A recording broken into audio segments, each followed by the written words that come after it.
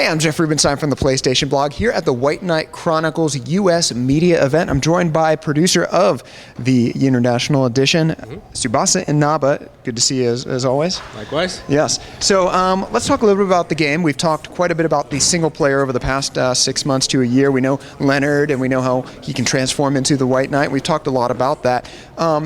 Let's talk about the online. Sure, that's what the event's all about. Exactly. So with the online, a lot of what we've been talking about, that we've been seeing in a series of tutorials that we've been running on the PlayStation blog and on IGN, is how the play interweaves between the single player and the multiplayer. So typically when you're playing a shooter, sometimes you'll blow through the campaign and then you'll play online for the next few weeks or months. That's not what you do here with White Knight Chronicles, Absolutely. is it? Yeah, there's a lot of interweaving with the story mode or single player campaign versus the online campaign, as you've correctly said.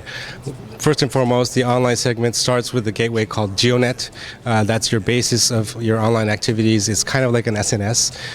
You can share user profiles, share blog posts, and that is your leeway into the online experience. But as you said, the game does not separate the two experiences completely. Rather, they interweave quite nicely. For example, Georama is a feature. Maybe some of you level 5 fans will instantly remember this keyword. In White Knight Chronicles, level 5 has taken Georama feature to the next step. It's basically your lobby space. But what's even cool about it is that you can customize it. Players will be given roughly 150 parts to play around with. It's like a giant box of Legos that you're given, and you get to play with them. Some of those parts it's not just inanimate objects, but you can recruit people for your town, correct? Absolutely. There are non-playable characters in the single-player campaign that you can recruit and bring to your Georama space. They will populate your Georama space for you. What you can do is look at their status. They are categorized. Let's say some are farmers, some are miners, some work on weapons, for example. And what you do is kind of characterize your Georama space.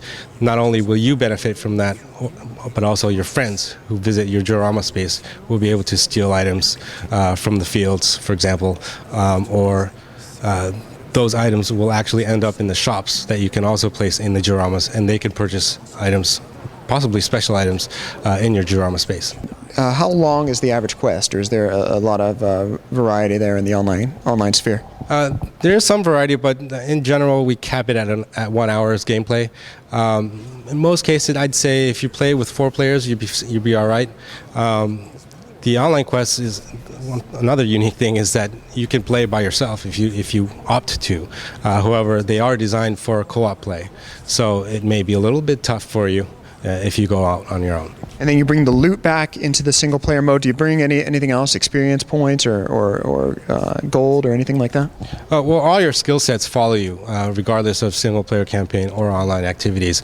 And again, as you said, the items obtained during your online activities will be brought back to your single player campaign. So if you're having trouble in the single player campaign, and you can level up with some of your friends and then come back in and hopefully have an easier time of it?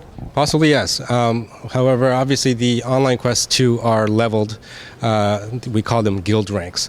You need to be at certain guild ranks to even challenge some of the online quests. So they are well designed. It's not like a newbie would be thrown into a very high level quest and slaughtered immediately after 2 minutes into gameplay. They are tweaked, and we tried our best to balance those out. Okay. And finally, the game has gone gold. It's going to be coming out on February 2nd. Something that we always want to know, and it's always unusual with RPGs, but trophies. What are the trophies split between online and offline, or how are we going to plan on this thing? Trophies, we haven't talked too much about this one. We try to keep it on the down low, actually. Don't want to give away too many secrets. One thing I may want to hint to you is that some trophies may unlock some cool items for you in home. Okay, that's always good to see. Not enough games, I think, take advantage of that, so good to know that White Knight Chronicles is going to be on that list. Tsubasa Inaba, thanks for taking time out. Looking forward to this event here tonight, and looking forward to February 2nd when we get to jump into the world of White Knight Chronicles.